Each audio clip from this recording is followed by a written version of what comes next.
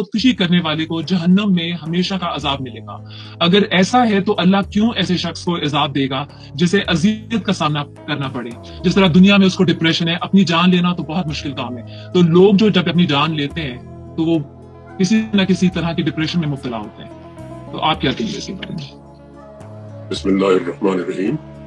3 باتیں سمجھ لیجئے، اس کے بعد اس طرح کے سارے سوالات کا جواب آپ خود دے سکیں۔ پہلی چیز یہ ہے کہ کسی کی جان لینا، اپنی جان لینا، اسلام کے نقطہ نظر سے یہ بالکل برابر ہے۔ اللہ تعالیٰ نے نفس انسانی کو حرمت عطا فرمائی ہے، چنانچہ نہ میں کسی دوسرے کی جان لے سکتا ہوں، نہ اپنی جان لے سکتا ہوں۔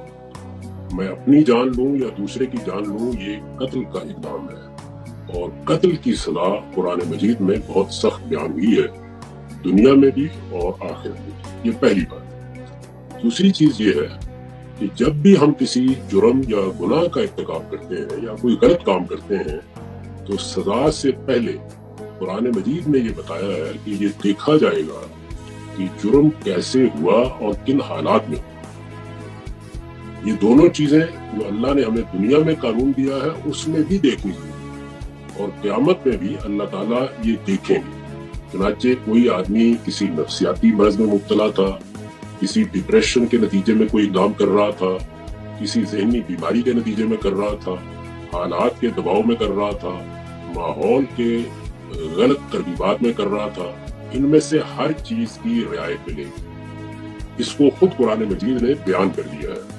یہ بتایا ہے کہ قرآن مجید کے زمانہ نزول میں جن عورتوں کو ان کے مالک بدکاری کے لیے مجبور کر دیتے تھے، یہ فرمایا کہ اگر وہ دل میں پاک دامن رہنے کا ارادہ رکھتی تھیں تو اللہ ان کو سزا نہیں دی۔ اسی طرح جب دنیا میں سزا جزا کا معاملہ ہوا تو اس میں بھی یہ فرمایا کہ اس طرح کی عورتوں کو بدکاری کے جرم میں کوئی سزا نہیں دی۔ یہ دوسری بات بھی ہر جرم کے بارے میں، یعنی اس کا یہ مطلب نہیں ہے کہ وہ جرم ختم ہو گیا، وہ قتل ہے، وہ بدکاری ہے، وہ ڈاکہ ہے، وہ چوری ہے۔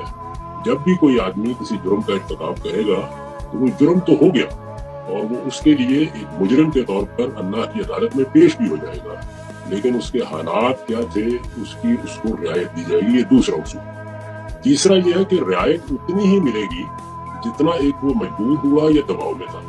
اس میں کچھ چیزیں وہ ہیں جن کو ہم اپنی دنیا میں بھی جان لیتے ہیں، اور کچھ وہ چیزیں وہ ہیں کہ جو انسان کے باطن سے متعلق ہیں۔ اللہ تعالیٰ یہ فرماتے ہیں کہ وہ قیامت میں انسان کا وہ باطن، یعنی اس کا شعور کیا تھا، اس کے حالات کیا تھے، دباؤ کی قوت کتنی تھی، اس کے ارادے کا کیا حال تھا، سب اس کے سامنے نکال کے